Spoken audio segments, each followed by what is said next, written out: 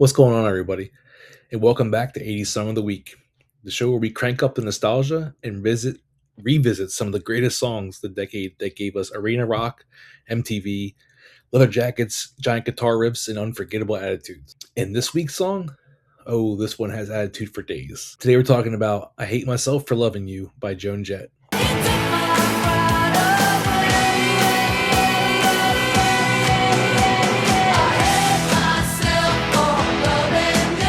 Released in 1988 with Joan Jett and the Blackhearts, this song became one of the defining rock anthems of the late 80s. It's loud, catchy, rebellious, and packed with the kind of energy that makes you want to roll the windows down and scream a chorus at the top of your lungs. But what really made this song special was Joan Jett herself. Because while the 80s were packed with giant rock stars, Joan Jett stood out as someone who didn't care about fitting into anybody's image of what a female rock performer was supposed to be. She just wanted to rock, and she did.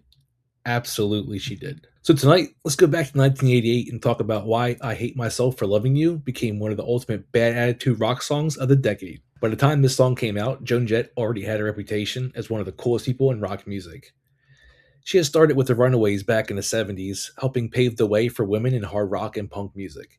And by the 80s, she had fully created her own identity. Black leather jacket, dark eyeliner, jet black shag haircut, and this fearless attitude that basically said, I'm going to do things my way, whether people like it or not. And that authenticity mattered, especially in the 80s when image was everything. A lot of artists felt manufactured.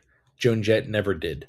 She felt real, she felt dangerous, and fans connected with that instantly. Also, her voice was perfect for this kind of song. It wasn't all polished or overly dramatic. It sounded rough around the edges in the best way possible, like somebody who had actually lived through the emotions she was singing about. Now let's talk about the actual song itself, because that second that guitar riff kicks in, that shit's hot.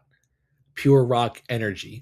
The song wastes absolutely no time. Big drums, crunchy guitars, a driving beat, and one of the catchiest choruses of the entire decade. This is one of those songs where the chorus immediately gets stuck in your head.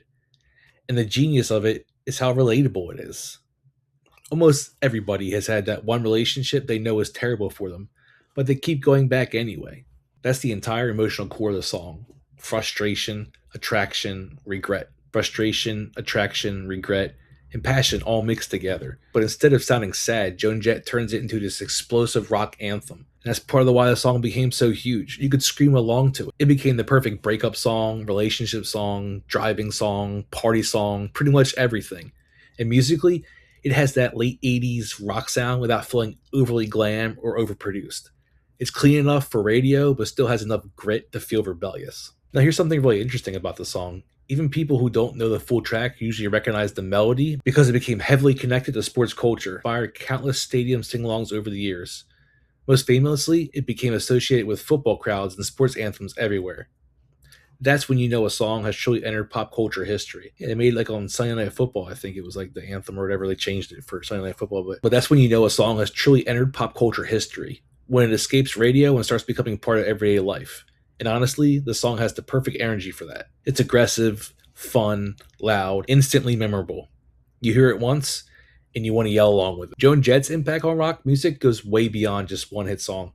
She became one of the most important women in rock history because she proved that female artists could be just as aggressive, just as rebellious, unapologetic as anybody else. She didn't soften her image. She didn't try to fit the transitional mold. And she inspired generations of musicians because of that attitude. Artists across punk, alternative rock, and hard rock movements all owe something to Joan Jett. And I Hate Myself for Loving You became one of the defining examples of her style. Strong hooks, raw energy, and zero interest in pretending to be anything other than herself. That authenticity is timeless, and it's why the song still works today. At the end of the day, I Hate Myself for Loving You is everything people love about 80s rock. Loud, fun, rebellious, and completely unforgettable. But underneath all the swagger and attitude is something relatable, because almost everybody knows what it feels like to be trapped in a relationship that makes absolutely no sense. And Joan Jett turned that frustration into one of the biggest rock sing-alongs of the entire decade. More than 30 years later, the song still sounds powerful, still sounds cool, and Joan Jett still feels like one of the most authentic rock stars the 80s ever produced. Thanks for watching another episode of 80s Song of the Week. If you enjoyed this video, make sure to like, subscribe, and let me know in the comments what 80s classic you want featured next. And until next time, keep the guitars loud, keep the nostalgia alive, and I'll see you in the next one.